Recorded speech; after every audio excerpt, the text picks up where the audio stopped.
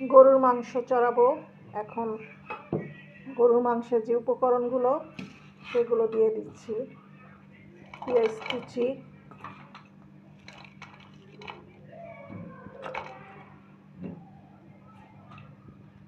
তারপরে দিব রসুন কুচি। রসুন ছেঁচে নিয়েছি আমি।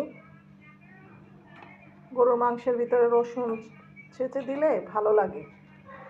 এরপরে দিব তেজপাতা, এলাচ, দারচিনি আর কিছু শুকনো মরিচ আমি ছিঁড়ে দিয়েছি।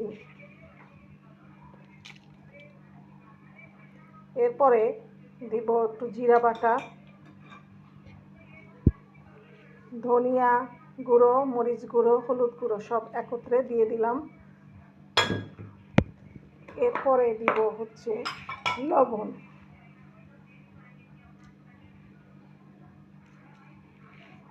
সবগুলো একসাথে মাখতে হবে।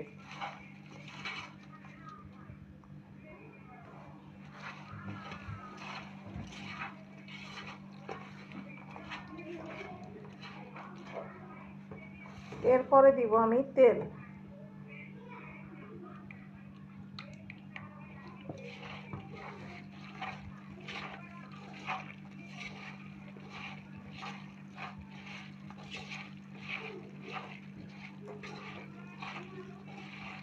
ভালো করে মশলাটা মেখে নিতে হবে।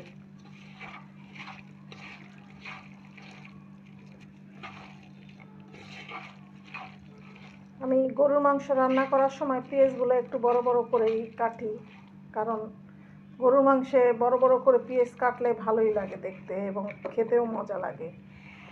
এরপরে আমি গরুর মাংসগুলো দিয়ে দিচ্ছি।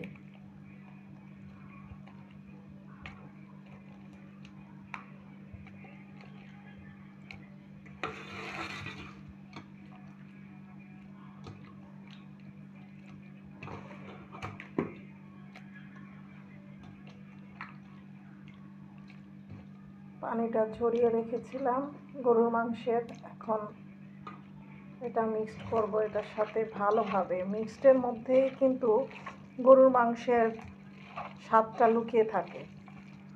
আপনি যত সুন্দর করে মিশাবেন তত সুন্দর করে আপনার কাছে খাবারের স্বাদটা ভালো লাগবে। আর একটু তেল লাগবে।